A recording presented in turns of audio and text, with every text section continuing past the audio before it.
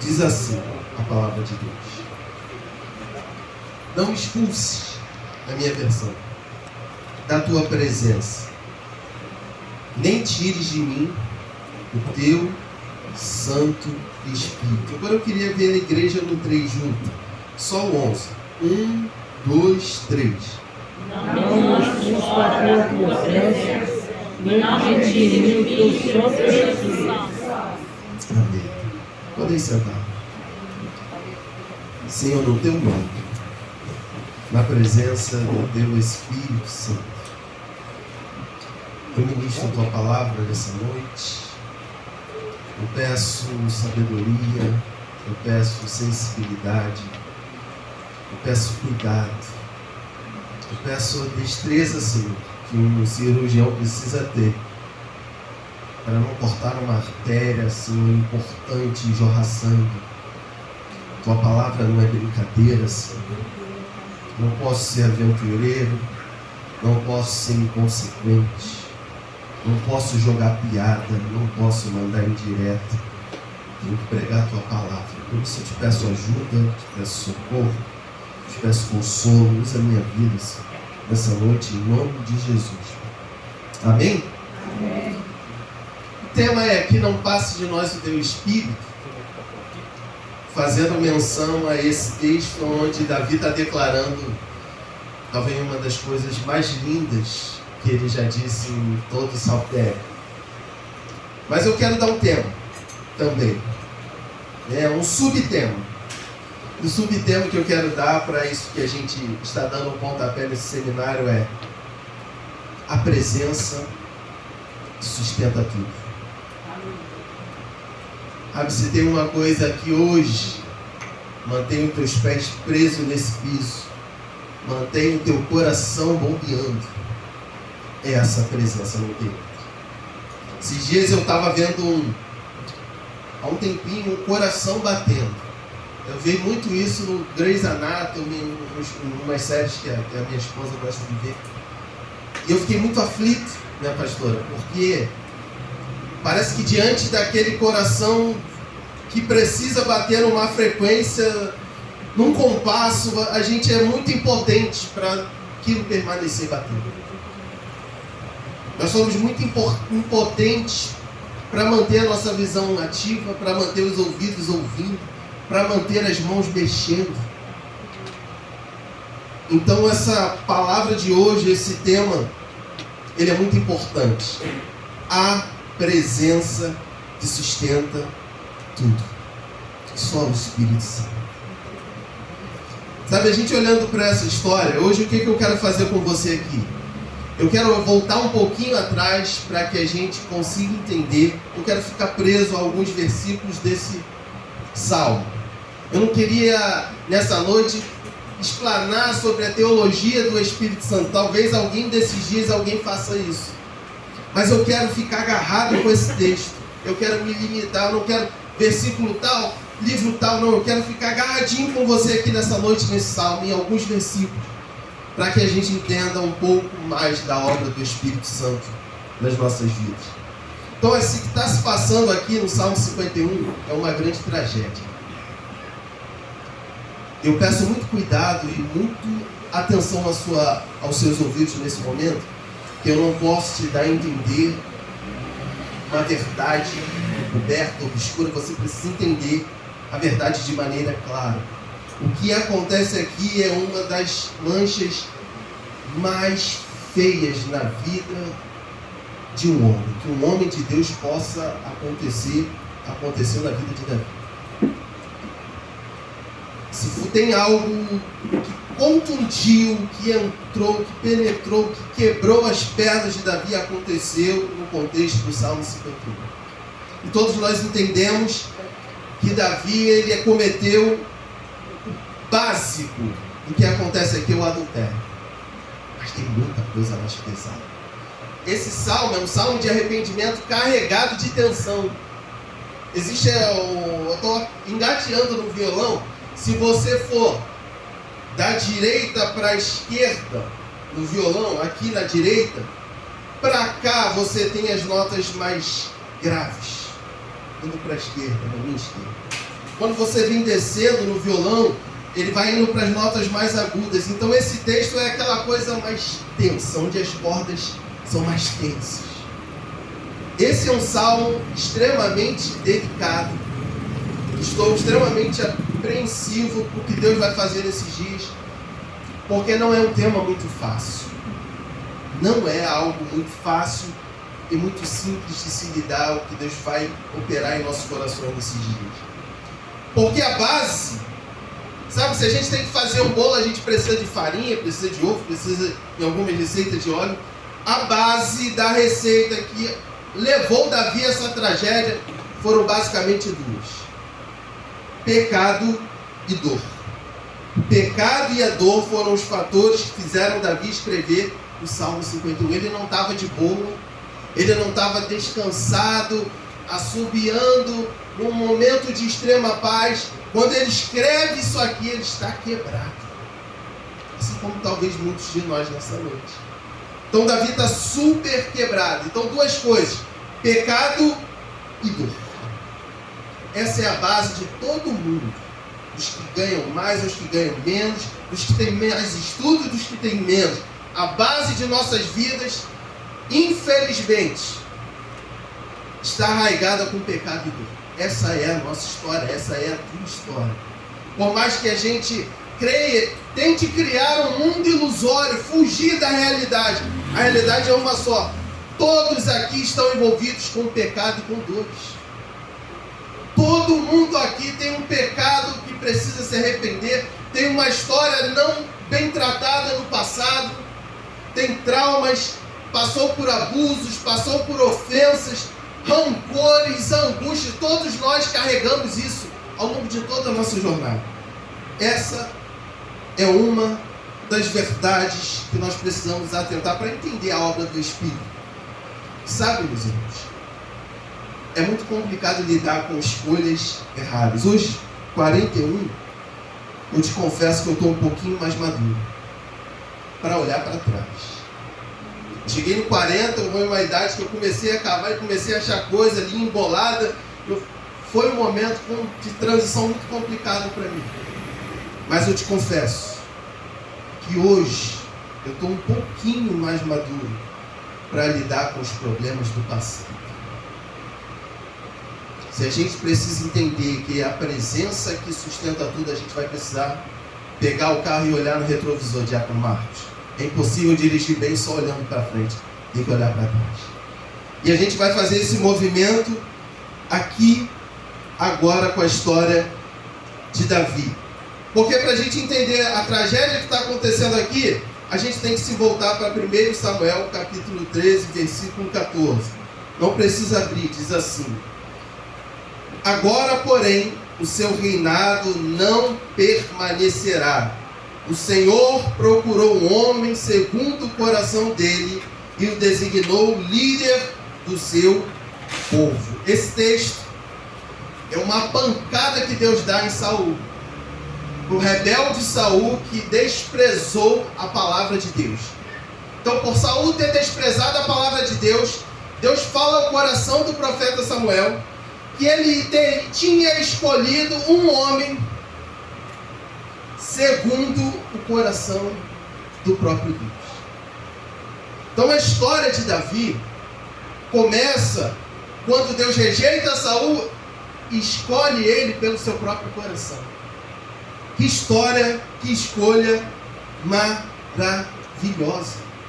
A história de Davi, ela começa com Deus escolhendo.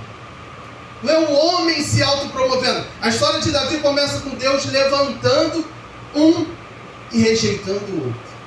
E rejeitando o outro porque era insensível à ordem de Deus.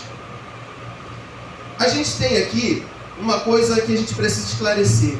Todos nós achamos que o fato de Davi ser um homem segundo o coração de Deus é porque ele é um homem mais especial do que eu e você. Talvez você tenha trago esse entendimento de que Davi é segundo o coração de Deus e você é segundo o coração de qualquer coisa. O que a gente deixa de prestar atenção é que o fato de Davi ser segundo o coração de Deus não tem a ver com mérito. Quando Deus rejeita Saul, porque foi escolhido pelos homens, e agora ele passa a escolher Davi, ele está escolhendo Davi por causa dele próprio. Não é porque Davi era mais especial do que eu e você. É porque Deus escolhe Davi segundo o coração que o próprio Deus tem. Não como o povo de Israel fez. Levantou Saul por causa do seu tamanho, por causa da sua força, porque daqui para frente, em Israel não existia ninguém mais bonito e mais forte que Saul. Então Saul foi as escolhas dos homens, mas Davi não. Davi é a escolha de Deus. Isso aqui já é algo para nos motivar. Porque se você sabe, ao final da história do Salmo 51, tem alguma coisa que não está batendo. Porque como é que pode um homem segundo o coração de Deus fazer uma ruaça como Davi fez? Que Deus é esse? Quem está lá falando fala assim, esse Deus é tudo, mas ele é meio louco. Porque como ele declara sobre a vida de um homem que fez essas atrocidades que ele fez? Como pode um homem segundo o coração de Deus ter feito tudo aquilo que Davi fez? Então eu quero estabelecer uma coisa. O fato de Davi ser homem segundo o coração de Deus não é mérito, é graça. Sabe, isso deveria te fortalecer. Porque quem entra em crise com aquilo que Deus tem na nossa vida somos eu e você. Porque a gente quer basear aquilo que Deus vai fazer na força do nosso braço e dos nossos talentos. Não é isso. A gente tem até dom. Deus pode até derramando sobre a voz, derramando sobre os dedos. Mas uma coisa certa é a graça dele sobre a sua vida. É misericórdia. Caminhando mais um pouquinho nesse passado de Davi, para a gente entender e dar um peso maior para essa dor que acontece aqui, se você se voltar para 1 Samuel, capítulo 8, consegue colocar, Júlio? 1 Samuel, capítulo 8, evangelista Vamos. Eu não sei se a Júlia vai conseguir colocar. Mas se você na sua casa olhar o que Deus faz na vida de Davi, em 1 Samuel capítulo 8, Israel é aqui. É o púlpito. Conseguiu não, né? Mapa? Mapa, é. Aqui é Israel, a gente vai ver ali. Israel é aqui. A vitória que Deus dá a Davi, eu nunca vi na Bíblia ele fazer com rei algum. Não é à toa que Davi chega nessa situação do Salmo 51. Ele chega no Salmo 51 depois de muitas vitórias que Deus dá a ele.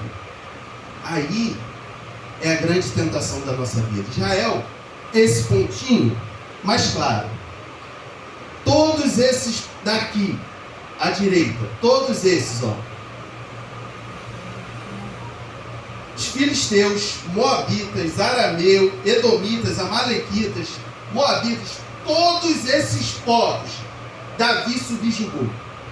Deus deu vitória a Davi em todo esse território. O território próximo do mar, que são os filisteus e os fenícios, ele fez aliança e eles eram amigos de Davi.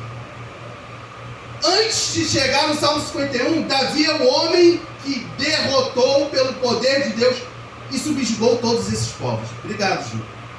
Para você entender o que está acontecendo no Salmo 51.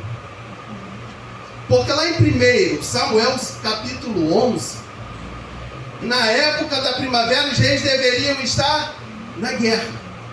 E Davi está onde? Depois de Deus ter dado todas essas vitórias, dormindo até tarde e vagueando pelo seu palácio. Deu para entender como é que o fato de Deus nos dar vitória às vezes, por causa da nossa carnalidade, se torna uma tentação para a nossa vida? É quando a tua empresa está dando certo. É quando o teu salário dobra. É quando tudo aquilo que você se propõe a fazer vai dando certo. Foi o que aconteceu com Davi. No auge da fama, de todas as vitórias que Davi teve, onde os reis deveriam estar na guerra, Davi está no palácio, assoviando, de pantufa. E aí ele vai se deparar com a casa de uma mulher muito bela. Está lá em 1 Samuel, capítulo 11, do 1 ao 6. Ele vai se deparar com uma mulher se banhando, cumprindo o ritual da purificação. E é basicamente isso. A mulher, no tempo da sua menstruação, precisava se purificar após ela. E a Bíblia é muito clara no que está acontecendo aqui com Davi. Ó, 1 Samuel, 2 Samuel 11. Rapidinho. E aí Davi enviou Joabe para a batalha e ficou lá de boa no seu castelo. Uma tarde Davi levantou-se da cama e foi passear no terraço e viu uma mulher muito bonita. Tomando banho, ele viu alguém para descobrir quem ela era. Versículo 3. É Batseba, filha de Eliã, a mulher de Urias, o Hitita. Primeiro ponto, para perceber o quanto Davi está caindo, é no versículo 1. Era para estar na guerra e ele está no palácio. Era para estar no desconforto e nós estamos no conforto. Era para estar no desconforto do crescimento na obra. Nós preferimos estar no conforto do nosso lar se escondendo.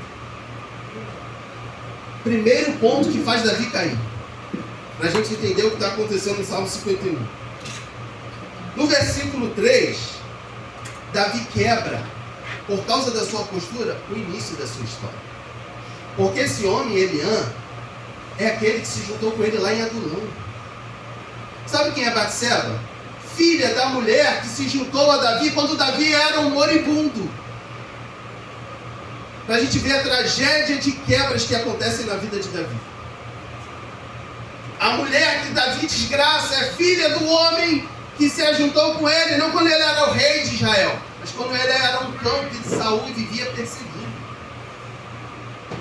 É o segundo ponto. Terceiro ponto, ele é mais delicado. Versículo 4. Então Davi enviou mensageiros para que a trouxessem. E essa é Batseba. Ela veio e ele se deitou com ela. Nesse terceiro ponto eu peço muito cuidado para falar. Não se assustem não. Tem 4 opções para o que Davi fez aqui no versículo 4. A primeira. Batseba seduziu ele. É o que muitas às vezes falam. Por ela estar tomando banho, coitado do Davi, né? Não se conteve e tomou a mulher que não era dele, porque Batseba seduziu. Primeira opção. A segunda opção é um adultério, mas só foi a iniciativa de Davi, mas ela cedeu, ela queria. É a segunda opção. Agora vem chumbo grosso. Talvez você nunca tenha pensado. A terceira opção é abuso sexual. E a quarta opção, estupro. Sabe que eu te peço muito cuidado? Porque quando Deus vai levantar, Natan, no capítulo 12, ele fala assim, Batseba, na história, era uma cordeirinha. E que o homem que tinha muitos animais a tomou. Então, se tem uma coisa aqui que está se aplicando a Davi, a primeira opção, que foi sedução de Batseba, cai por terra, porque Natan não repreende Batseba. Se Natan não repreende Batseba, só tem um culpado. Esse culpado é Davi. Não é Batseba. E se não é sedução de Batseba, fica difícil sustentar que Davi chamou, mas ela estava toda se querendo. Porque se ela tivesse se querendo, Natan tinha quebrado as pernas dela também. Porque a profecia não respeita o pecado. Ela quebra, ela vai de encontro ao pecado. Então, se o problema não é Batseba, ou é abuso, ou é estupro. Só que eu acho que estupro é uma palavra muito contemporânea para jogar para um texto muito antigo. No mínimo, ele abusou de poder. E na sua prerrogativa de poder, manda vir a força daquela mulher. Dá para entender a tensão do Salmo 51? Dá para entender o que Davi está pedindo? Dá para entender que não é à toa que ele pede para não expulsar. Porque por um momento Davi desceu a ladeira fundo. Isso pode acontecer comigo e contigo. Um relapso, um lapso, uma falta de vigilância. A gente pode ir fundo como Davi foi. Sabe? Eu fiquei em casa, evangelista, tenso com isso. Eu falei, meu Deus. Vamos melhorar isso aqui. Versículo 5. A mulher engravida envia um recado para Davi. Olha como é que o engodo é terrível. Sabe quando Davi vai procurar ela? Depois da menstruação. Mulheres, o que acontece depois da menstruação? Com o útero feminino? Ele entra em quê? Quem sabe? Período fértil. Ela estava pronta, os hormônios explodindo para engravidar. E foi justamente nesse tempo que ele devia estar na guerra e não foi, é que toda a desgraça acontece. E aí no versículo 5, quando ele diz, opa, uma criança vai nascer, sabe o que Davi faz? Despreza esse fato. Como muito giro. Ele está preocupado em cobrir. Uma criança que vai para nascer, tanto faz como tanto fez. Ele quer cobrir o seu rastro. E aqui eu quero parar, senão a gente perde muito tempo. A gente sabe que ele vai chamar o moço, vai deitar com a tua mulher. Ele falou, pô, o povo está guerreando, como é que eu vou deitar? E ele embebeda o moço, vai para casa, o moço volta para dormir na porta. Ele fala assim, agora eu só vou tramar a morte desse cara. Senão vão descobrir que ele é. E aí, ele manda para frente, para ser morto pela espada dos amonitas, tá? Para a gente entender aonde Davi chegou no Salmo 51. O que resta depois de tudo isso, meus irmãos? Uma história, talvez eu espero ter conseguido te passar a atenção que essa história tem no 51. Pesadíssima. É tão pesada que se entrasse um homem como Davi hoje, que a gente sabe que o filho morre, os filhos, uma matança desgramada dentro da família, ele despreza o bebê, o feto, ele abusa. Se entrasse um homem aqui dizendo que é arrependido, que pagou a sua história, muitos afastariam dele dessa cadeira. Eu creio que tem mulheres aqui que ficariam tensas do lado de um homem como esse, entrando por essas portas. Eu não tenho dúvidas. Quero pintar Davi como um monstro, não, porque eu sei a carnalidade que habita em mim. Você também sabe a carnalidade que habita em você. Mas se Davi sentasse aqui hoje, sabendo tudo que ele fez, talvez muitos se escandalizassem de Davi. Essa é a verdade. E o que resta depois de tudo isso? No 3 a gente vai falar junto. Depois de tudo isso, segundo Levíticos 20:10, sabe o que resta depois de tudo isso? A morte. Porque Levíticos 20:10 vai falar: o adúltero e adúlteras têm que ser apedrejados até a morte. Mais um endosso, porque o culpado é só Davi. Batseba morre apedrejada? Não. Mas alguma coisa não bate, porque Davi não morre. Se Levítico está pedindo a morte, por que Davi não morre? Fica uma conta que não bate. E não morre o homem segundo o coração de Deus. O homem segundo o coração de Deus, que fez essas atrocidades todas, não morreu no juízo de Deus. Uau! Era para ter morrido e não morreu por quê? Assim como nós, nas besteiras que nos enfiamos no passado, e talvez ainda hoje, e Davi não morre.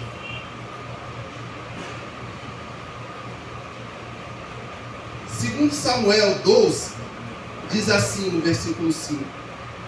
Depois Natã conta aquela história, aí Davi faz assim, ó.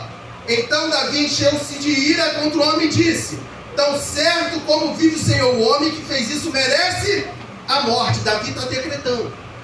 Ele ainda vai mais. Esse homem que pegou a cordeirinha de um homem pobre, não só tem que morrer, mas tem que pagar 4 vezes. Selou o seu destino. Quem olha para agora vai falar assim: Deus vai pegar Davi. Deus vai pegar Davi. Ele já decretou na sua arrogância a própria morte. Mas no 13, diz assim, ó: então Davi disse a Natã: pequei contra o Senhor. Natã respondeu: o Senhor perdoou o seu pecado. Meus irmãos, isso aqui é extraordinário. Aleluia.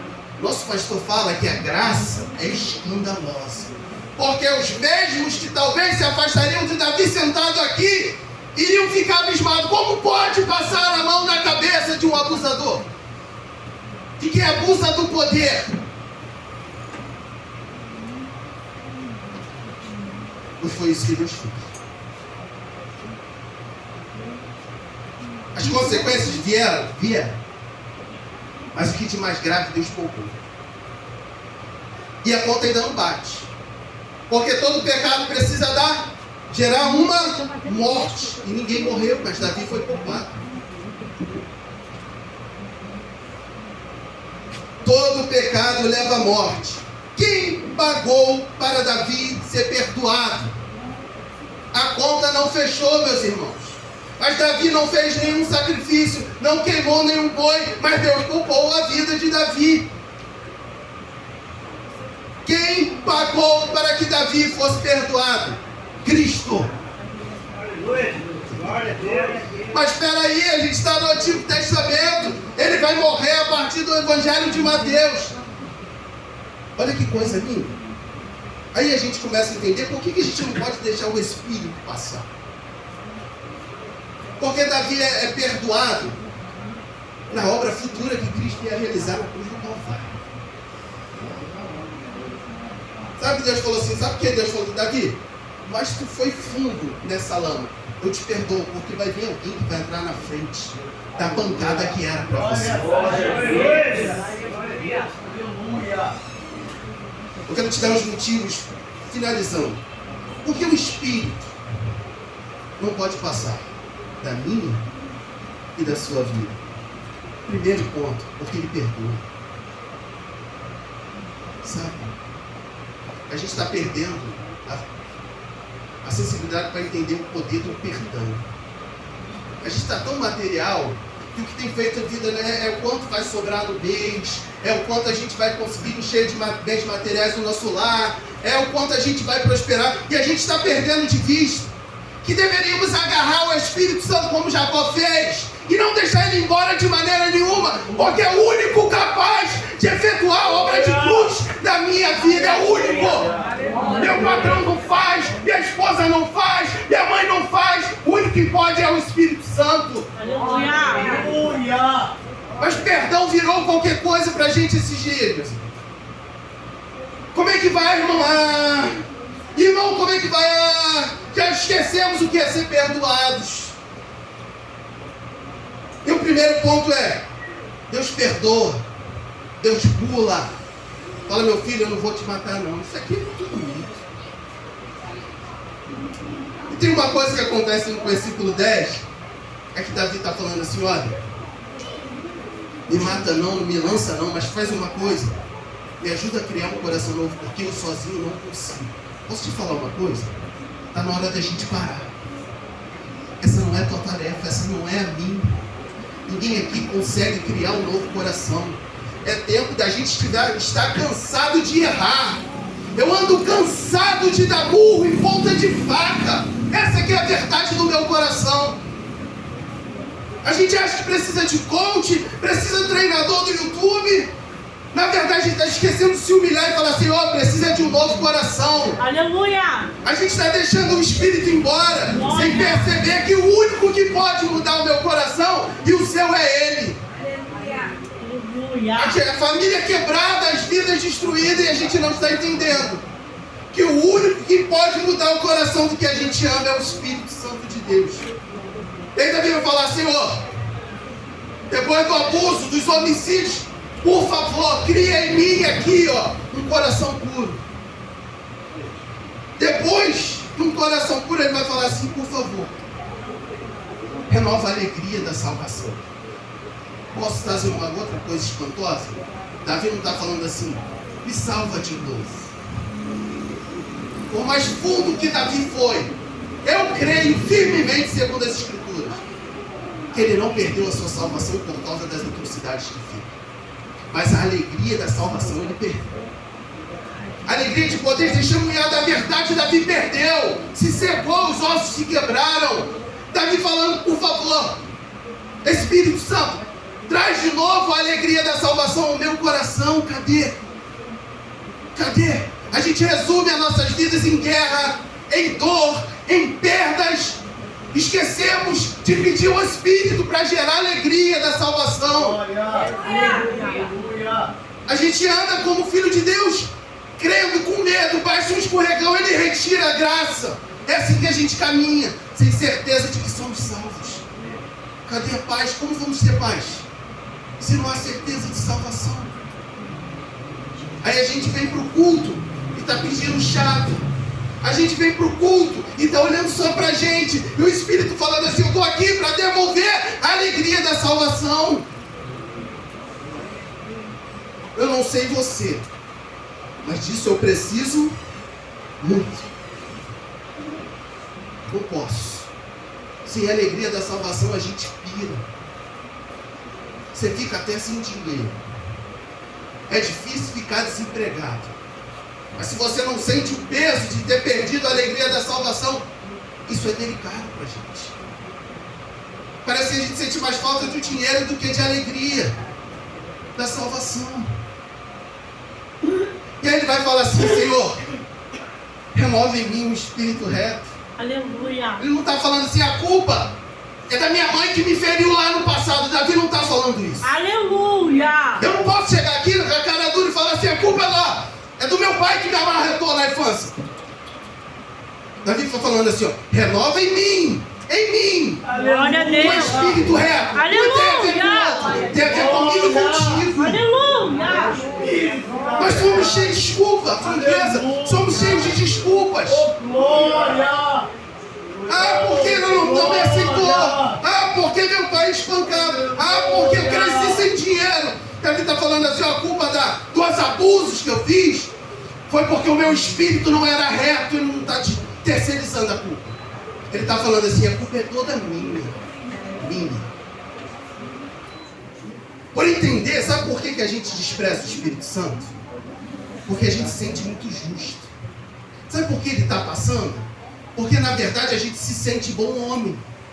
A gente se sente muito justo. Por isso ele está passando de nós. A ótica é assim, Satanás fala, vai peca. Vai pega a mulher que não é tua, vai.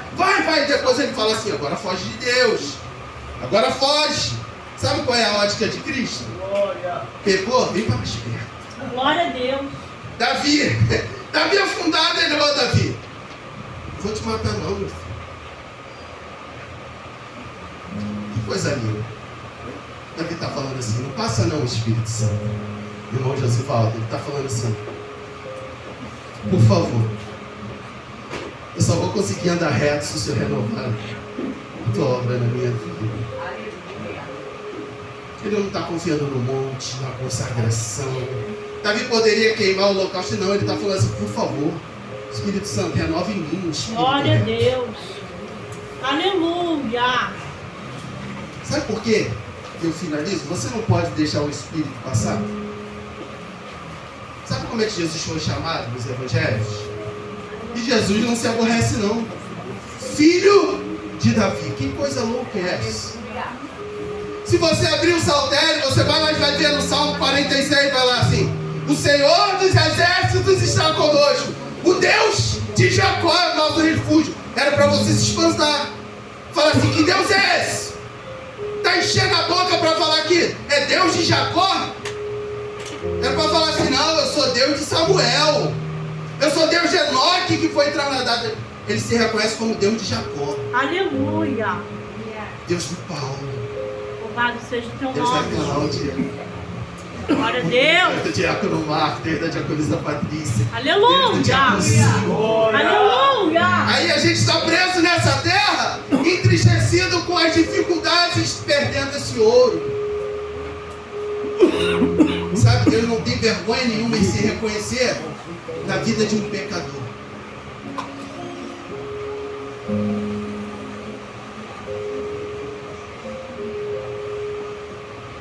O Deus que se revela dessa forma